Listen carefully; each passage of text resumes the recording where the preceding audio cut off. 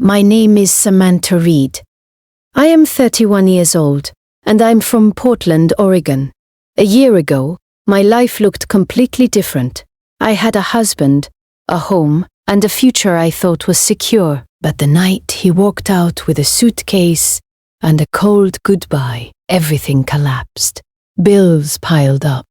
Silence filled the house, and I had to take the only job I could find, caring for a man everyone in town whispered about. People said he was unstable, dangerous, unpredictable. What happened on my very first night there still gives me chills. Have you ever taken a job you knew felt wrong, but you were too desperate to say no? What would you do if your husband left you with nothing, and the only work you could find was caring for a man everyone warned you about? Would you still show up on the first night? And what if, just hours into the job, you heard footsteps in a house where you were told he never leaves his room? Would you run or stay? Because that first night, something happened that made me question everything people said about him and everything they weren't saying. 3 months before I took that job, my life collapsed in a way I never imagined possible. For 7 years, I had believed my marriage was stable. Not perfect, but safe. My husband, Daniel, had always been the practical one. He handled the finances, the mortgage payments, the big decisions. I worked part-time at a small bookstore in downtown Portland because he said it was enough. Don't stress yourself, he used to say. I've got the rest covered. At the time, it sounded like love. Looking back now, it sounded more like control. The night everything changed started quietly. It was a Thursday evening. I remember because the bookstore had just received a shipment of new releases, and I came home excited to tell him about one I thought he'd like. But when I walked through the front door, something felt wrong. The house was too quiet. The hallway closet was open. A few hangers were missing. And Daniel's work shoes, the ones he always kicked off by the door, weren't there. At first, I thought maybe he was working late. Then I noticed the suitcase. It was sitting on the couch, already zipped. Daniel came out of the bedroom a moment later, carrying another bag. When he saw me standing there, he didn't look surprised. He didn't look guilty either.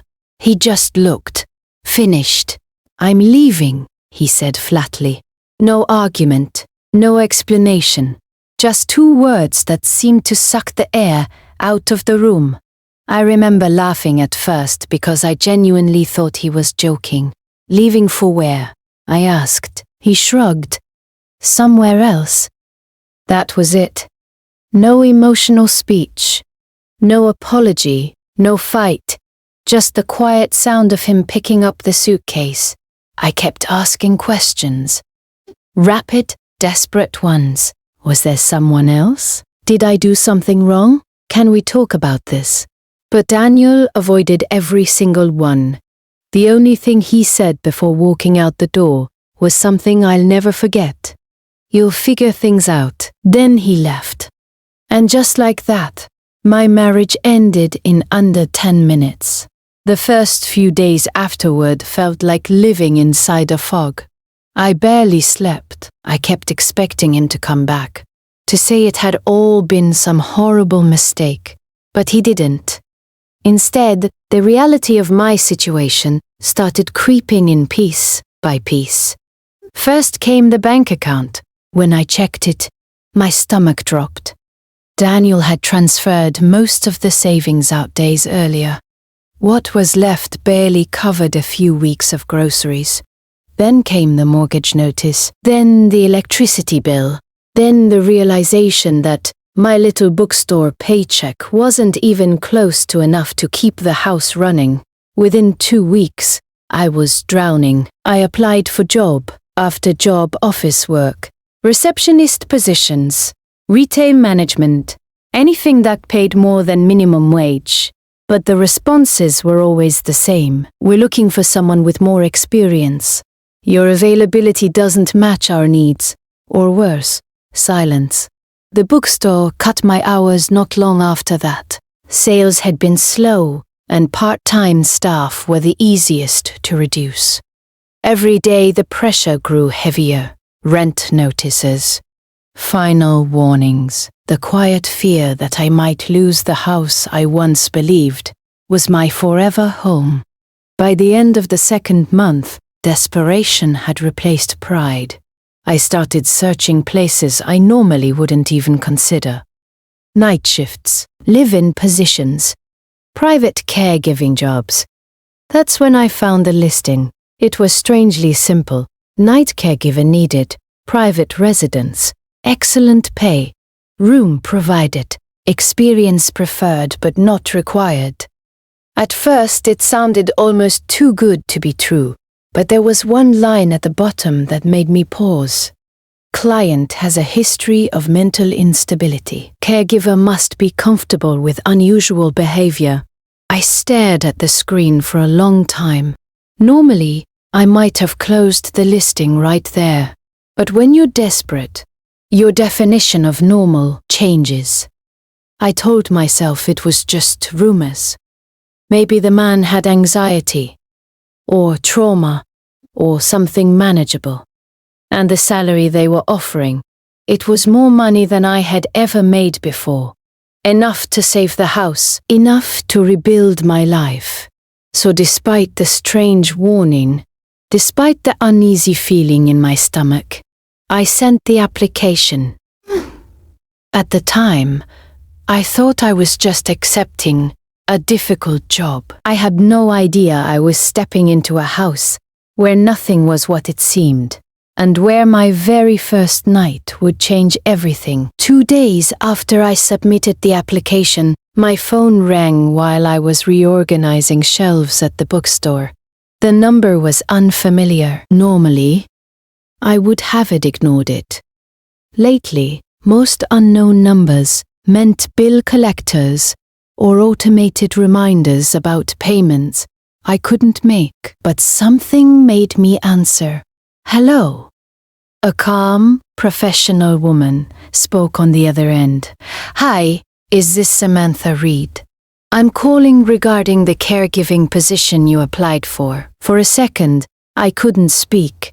It had been weeks since any job application led to an actual phone call. Yes, I said quickly. Yes, that's me. She introduced herself as Laura from a small private care agency that handled specialized home cases. She asked me a few basic questions. My availability, whether I had experience caring for anyone with mental health issues, and if I'd be comfortable working overnight shifts. I answered honestly. I don't have professional experience, I admitted, but I'm patient, and I learn fast. There was a brief pause on the line, like she was considering something carefully. Well, Laura said finally, this position is a bit unusual. That word again. Unusual. She explained that the client was a man in his early 40s who lived alone in a large house, just outside the city limits. According to her, he had experienced severe psychological trauma several years earlier. Since then, he rarely left the property. He's not violent, she added quickly, almost like she had to clarify that. But he can be unpredictable, quiet most of the time, occasionally withdrawn. I swallowed. Has he had caregivers before? Another pause. Yes, she said slowly, but they didn't stay long. That sentence should have been a warning sign. But all I could think about was the salary she mentioned next. It was nearly triple what I made at the bookstore. Enough money to cover my bills, and then some. We'd like to bring you in for a short interview. Laura continued, if you're still interested. Interested? I practically agreed before she finished the sentence.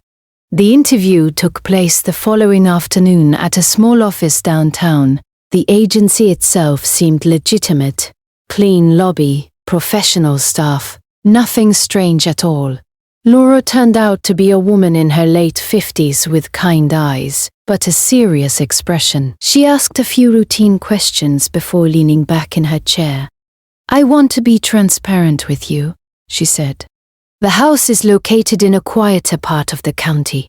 The client prefers minimal interaction. Your job would mostly involve staying overnight, ensuring he's safe, and preparing simple meals if he asks." "That sounds manageable," I said. But Laura didn't smile. "There are a few boundaries you must follow." She slid a small paper across the desk. "Do not enter his study under any circumstances. Do not question him about his past. And if he asks you to leave the house for the night, you leave." The way she said, the last part made the room feel colder. "Why would he ask that?" I asked. Laura hesitated. "It's just part of his routine." Something about her tone suggested there was more she wasn't saying.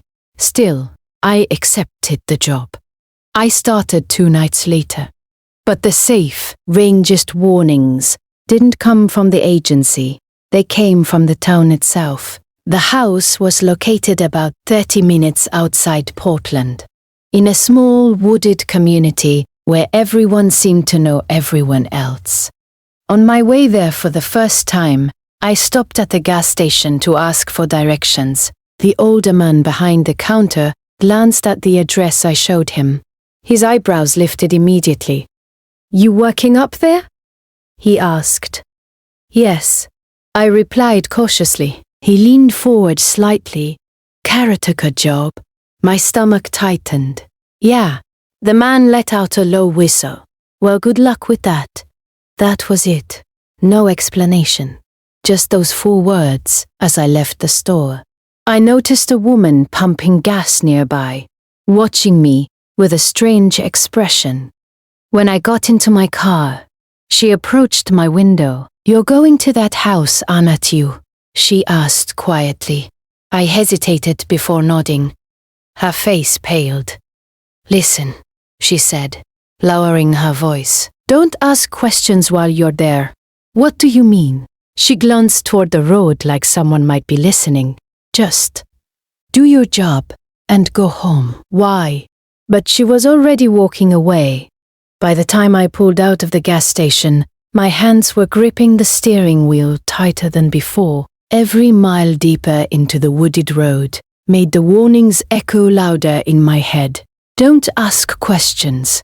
Don't upset him. Stay out of the study. At that point, I tried convincing myself it was just small-town gossip. People loved exaggerating stories about anyone who lived differently. Still, when the massive iron gates of the property finally appeared through the trees, a chill ran down my spine. Because for the first time since accepting the job, I started wondering if the rumors weren't rumors at all. By the time I reached the property gates, the sun was already sinking behind the trees. The road leading to his house was long, narrow, and surrounded by thick woods that blocked out most of the fading light. My headlights stretched across the gravel path like 2 nervous fingers pointing forward. The deeper I drove, the quieter everything became. No nearby houses, no streetlights, just trees and silence. Finally, the road opened into a wide clearing where the house stood, and calling it a house almost felt wrong. It was more like an old estate, 3 stories tall, built from dark stone, with wide windows and a long porch stretching across the front. The place looked expensive but strangely lifeless, like it hadn't heard laughter in years. I parked my car slowly, turning off the engine. For a moment, I just sat there. The silence felt heavy, pressing against the windows. I reminded myself why I was there. Money, stability, a second chance. So I grabbed my bag and walked to the front door. Before I could knock, it opened. A thin older man in a grey sweater stood there. His posture was stiff, and his face carried the tired look of someone who had spent too many years worrying.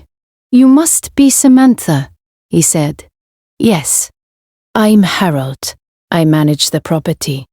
His voice was polite but distant, like someone following a script. He stepped aside to let me enter. The inside of the house felt even quieter than the outside.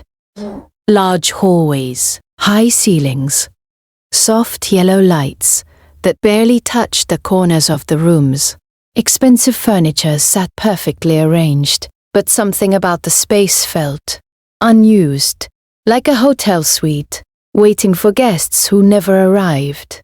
Harold gave me a quick tour: kitchen, living room, guest bedroom, where I'd stay during my shifts. Everything seemed normal until we reached the end of the hallway. Harold stopped walking.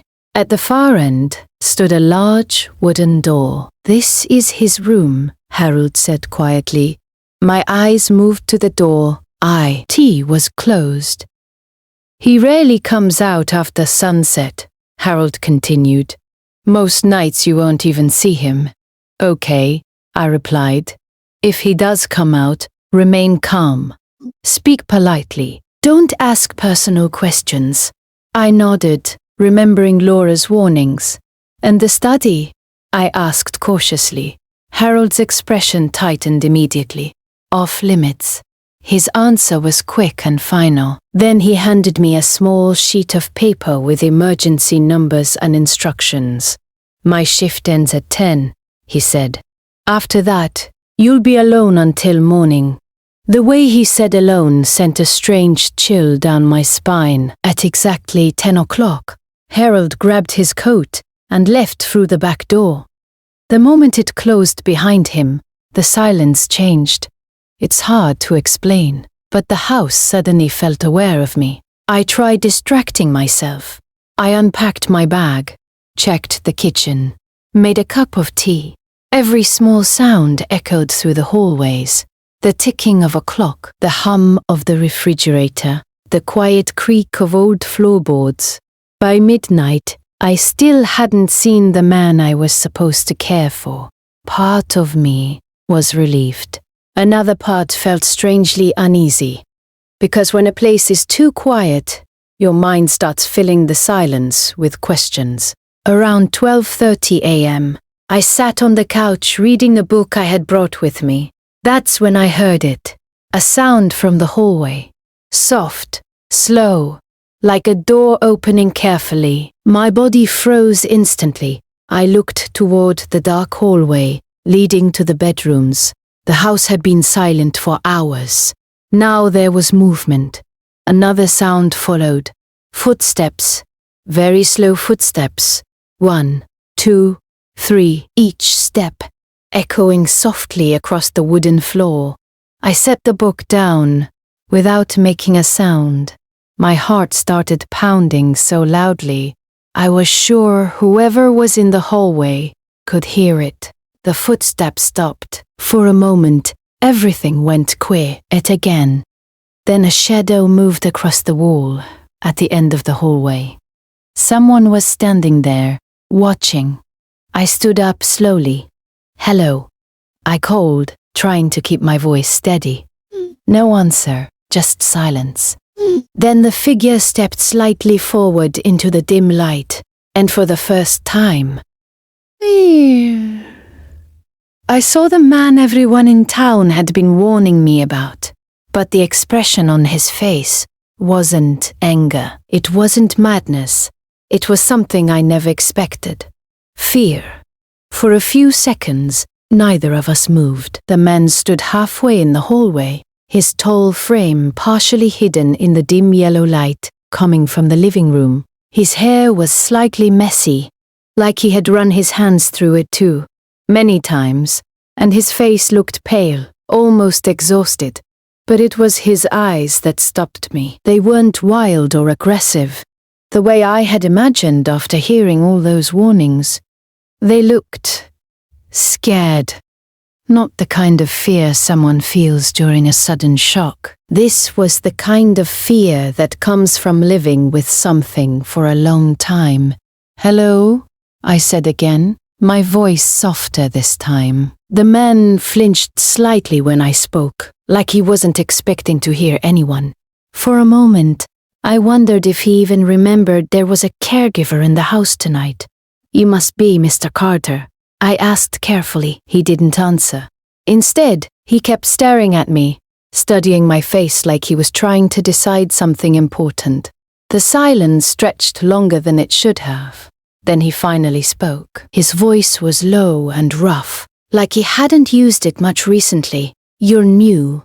It wasn't a question. "Yes," I replied. "I started tonight." Another pause. He glanced over his shoulder down the hallway before looking back at me quickly. The movement was subtle, but it immediately made me uneasy, almost like he was checking to see if someone was behind him. "You shouldn't be here," he said quietly. That caught me off guard. "I work here." His expression tightened slightly. "They didn't tell you. Tell me what?" Again, he looked down the hallway. This time longer, my stomach started twisting. The house had felt strange since I arrived, but suddenly the silence didn't feel peaceful anymore. It felt tense, like something invisible was hanging in the air. Mr. Carter stepped another inch forward into the light. He looked younger than I expected, maybe early 40s, but the dark circles under his eyes made him seem older. "How long did they say you'd stay?" he asked. "Just a night shift," I answered. "Until morning." The moment I said that, his face changed. Not anger, not panic, something worse. Worry. He rubbed his hand across his mouth, like he was thinking fast. Then he said something that sent a cold wave down my spine. "You need to leave before 3. I blinked. "I'm sorry." "What?" 3 in the morning, he repeated, his voice barely above a whisper. "If you're still here after that, it gets worse." My heart started beating faster. "Worse?" I asked, but he didn't explain. Instead, he stepped closer, close enough now that I could see the tension in his shoulders. "They didn't tell you anything, did they?" he muttered. "Tell me what?" I said again, frustration creeping into my voice. For the first time, he looked genuinely conflicted, like someone deciding whether to break a rule that had serious consequences. Then he leaned slightly toward me, and what he whispered next made the room feel 10 degrees colder. "You're not here to watch me." The words hung in the air between us. I frowned. "What do you mean?" But before he could answer, a loud noise echoed somewhere deep inside the house, a sharp thud. Both of us froze instantly. "Mr. Fuaku." Both of us froze instantly. "Mr. Sivan." Carter's head snapped toward the sound. The fear in his eyes turned even stronger this time. "Did you hear that?" I whispered. He didn't reply. Instead, he stepped back into the hallway shadows. His breathing had changed. Shorter, faster, like someone who had been through this situation before. Another sound followed. A slow creaking noise, like a door opening somewhere upstairs. The strange part, Harold had told me earlier that the entire upper floor was locked and unused, but someone or something was definitely moving up there. Mr. Carter looked back at me one last time. "You need to go to your room," he said urgently. "Now, but just go," he insisted quietly. I hesitated for half a second. Then another creak echoed through the ceiling. And suddenly, I understood why the entire town had warned me about this house. Because whatever was happening here, Mr. Carter wasn't the thing they should have been afraid of. For a moment, neither of us spoke. The creaking sound from upstairs had stopped, but the silence that followed felt even heavier than before. Mr. Carter was still standing halfway in the hallway, his eyes fixed on the ceiling like he was listening for something. Only he could hear. I slowly turned my head toward the staircase at the far end of the house. It was dark. Completely dark. When Harold had shown me around earlier, he clearly said the entire upper floor was unused and locked, so if no one lived up there, who had opened that door? My mind raced through logical explanations. Maybe an old house settling. Maybe a loose window. Maybe I was just letting the strange atmosphere get inside my head. But the look on Mr. Carter's face told a different story. He wasn't confused. He was expecting it. You heard that too, didn't you? I whispered. His jaw tightened slightly. Yes, just that single word. Calm, certain, not surprised. A cold knot formed in my stomach. You said I'll leave before 3, I said quietly. Why? Mr. Carter ran a hand through his hair again, pacing 2 steps across the hallway before stopping.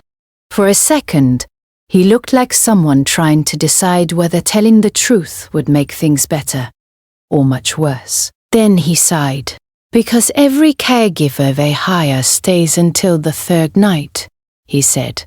I frowned. What does that mean? They don't last longer than that. The sentence made my skin prickle. Are you saying they quit? He shook his head slowly. No. That one word felt heavier than anything else he'd said tonight. Before I could ask another question, a second sound echoed from upstairs. This one louder, a slow dragging noise, like something being pulled across the floor. I felt the tiny hairs on my arms rise. Mr. Carter closed his eyes briefly. It's starting earlier tonight, he muttered under his breath. What is? I asked quickly. But he didn't answer right away. Instead, he walked toward the staircase, slowly, cautiously, like someone approaching a wild animal that might attack if startled. Stay back, he said. I remained near the living room entrance, my heart pounding so loudly it almost drowned out every other sound. Halfway to the stairs, he stopped. The dragging sound upstairs stopped too. The silence that followed felt suffocating. Then something happened that made my blood run cold. A single slow footstep echoed from the floor above. Not the creak of old wood, not the settling of a building. A deliberate step, like someone walking. My mouth went dry. You said no one lives upstairs. I whispered. Mr. Carter didn't turn around. That's what they tell people. My mind struggled to process what he meant. They? I repeated. He finally looked back at me. And the expression on his face wasn't just fear anymore. It was exhaustion. The kind of exhaustion that comes from knowing the truth and realizing no one else will believe it. The agency, he said quietly. They think I'm the unstable one. Another slow step echoed from above us, then another. Each one measured, heavy, moving directly toward the staircase. I took an instinctive step backward. Mr. Carter, I said nervously. His voice dropped to a whisper. That's why the last caregiver left screaming. My chest tightened. What happened to them? He didn't answer immediately. Instead, he looked up toward the dark upper floor again. The footsteps stopped right above the staircase, directly above us. Then, silence. The entire house felt frozen. Mr. Carter slowly turned back to me. You wanted to know the truth, he said quietly. I nodded, even though part of me wasn't sure I wanted the answer anymore. He took a slow breath. The truth is, I'm not the one who needs watching. Before I could react, something upstairs slammed loudly against the floor. The entire house shook slightly, and in that moment, I realized the horrifying possibility. The man everyone in town called mentally unstable might actually be the only person in this house telling the truth, and whatever was upstairs was finally awake. Before this story continues, I want to ask you something. If you were in my place that night, alone in that house, hearing footsteps in a locked upstairs room, would you have stayed or run? Tell me honestly in the comments below. I read every single one, and I really want to know what you would have done. And if you enjoy intense, emotional stories like this, stories about betrayal, survival, and shocking secrets, make sure you hit the like button, subscribe to the channel, and turn on the notification bell so you don't miss the next episode. Because what happened after that night was even more disturbing than the footsteps upstairs. And trust me, you're going to want to hear the rest of this story.